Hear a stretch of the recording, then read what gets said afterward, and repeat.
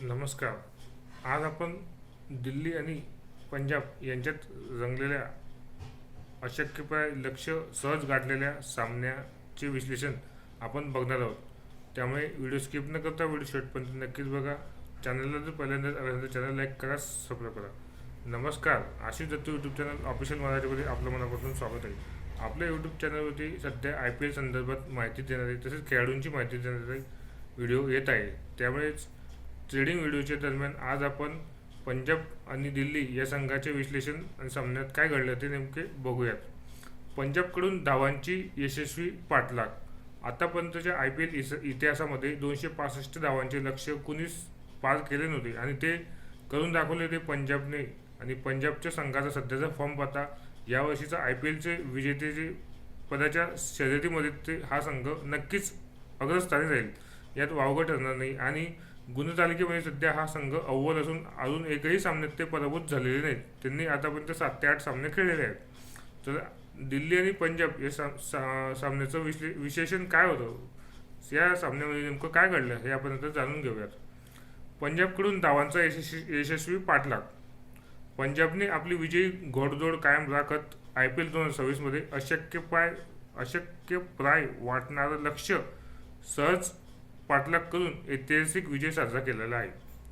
दिल्लीने आपल्या घरच्या मैदानावरती 20 षटकात 2 बाद 264 धावांचे लक्ष्य पंजाब पुढे ठेवलेले होते आणि ते लक्ष्य पंजाबने 7 चेंडू आधीच 4 गड्यांच्या मोबदल्यात पूर्ण केलेले आहे आणि हे लक्ष्य पार करून इतिहास घडवला आहे. पंजाब संघाने चौकार आणि षटकारांनीच तब्बल 200 धावा काढलेल्या आहेत. हा देखील एक मोठा विक्रम मानला जात आहे. पंजाबचा सलामीवीर प्रभसिमरन सिंहने अवघ्या 26 चेंडूतच 76 धावा म्हणजे 9 चौकार आणि 5 षटकार त्याने मारले होते.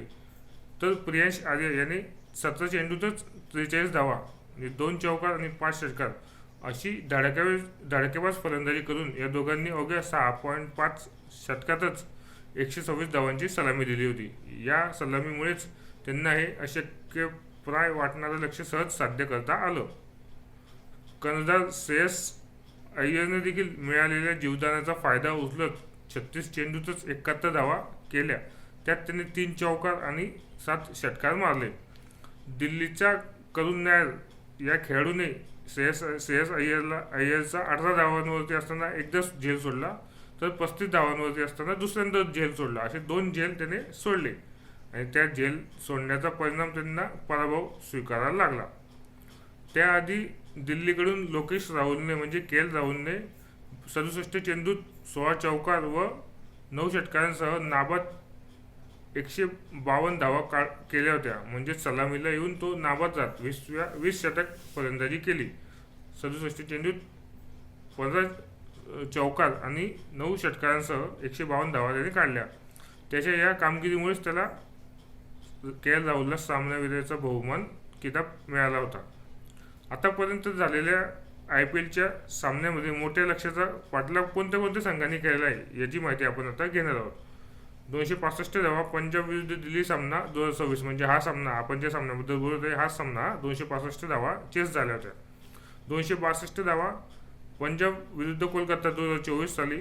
246 धावा हैदराबाद विरुद्ध पंजाब 2025 साली. 229 धावा हैदराबाद विरुद्ध राजस्थान 2026 साली. 228 धावा बंगळुरू विरुद्ध लखनौ 2025 साली आणि 224 राजस्थान विरुद्ध पंजाब 2020 साली. अशा रीतीने आतापर्यंतचा सर्वात मोठा धावांचा पल्ला 264 धावा चेस करून 265 धावा केल्या आहेत पंजाब संघाने. यावरून तुम्हाला लक्षात येऊ शकेल की पंजाबचा संघ किती फॉर्ममध्ये आहे आणि त्यांना नशिबाची साथ देखील तेवढ्याच ताकदीने मिळत आहे. त्याच अनुषंगाने आता पुढील प्रवास पंजाबचा कसा होतो हे देखील पाहणे रंजक ठरणार आहे. आणि मागील वर्षीचं अपयश पुसून काढत यावर्षी विजेते पदाचा करंडक ते उंचावतील का हे देखील पाहणे उत्सुकतेचं ठरेल. तुम्ही जर चॅनलला नवीन आहात तर चॅनल लाईक करा, सबस्क्राईब करा, जेणेकरून असेच IPL संदर्भात माहिती, ट्रेडिंग व्हिडिओ, सामन्याचे विश्लेषण आपल्या यूट्यूब चॅनलवरती तुम्हाला पाहायला मिळेल. धन्यवाद.